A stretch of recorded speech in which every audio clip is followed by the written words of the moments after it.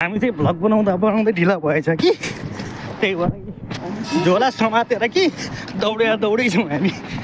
5 minute भयो होइन, गाह्रो छ। गाडीले यही बेला झन्डै तेलले यार यहाँ दौडेका साथीहरू शिवरम बस स्टेसनमा अबको 2 मिनटमा पुग्नुपर्छ। जता पनि हेर्नु फेरि अर्को गाडी आइपुग्यो। ओ माइने पुगेला त हामी अब।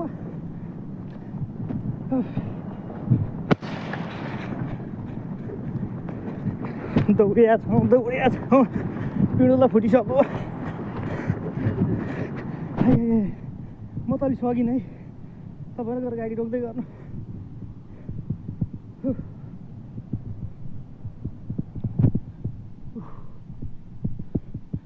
हामी चाहिँ आज उठ्नु नै सबैजना ढिला उठेको थियौँ। सबैजना ढिला उठ्यो भएर चाहिँ 12 को गाडी छुटिहाल्यो। 19 को छ। यिनीहरू किन दौडेछ भन्नु होला, गाडी भेट्नको लागि दौडेको।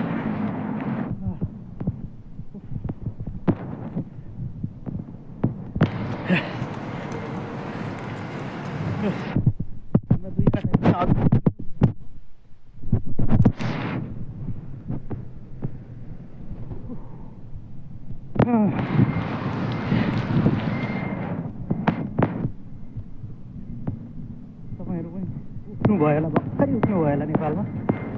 हाम्रो चाहिँ यहाँ हो 18 मिनट भयो, 20 मिनट भइन्छ बस स्टेसन पुग्नुलाई।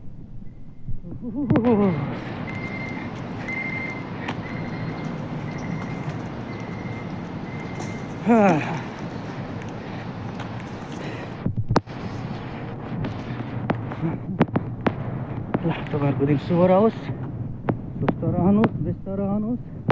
युट्युबमा काम जहिले पनि गरिराख्नुहोस्। यो फाइदा गर्दैन, फाइदै गर्छ। महिनाको $150 झरे पनि आफैलाई फाइदा भयो हजुर। यहाँ चाहिँ हामी बल्ल अब बस स्टेसन आइपुग्यौँ होइन। 1 मिनट बाँकी छ, बस यताबाट आउँछ कि आउँदैन हेर्नु है त। बस आएकै आएन। यो चाहिँ माथि स्काई ब्रिज। योभन्दा सिधा मुनि चाहिँ रेल स्टेसन छ, मोटोमोची होइन।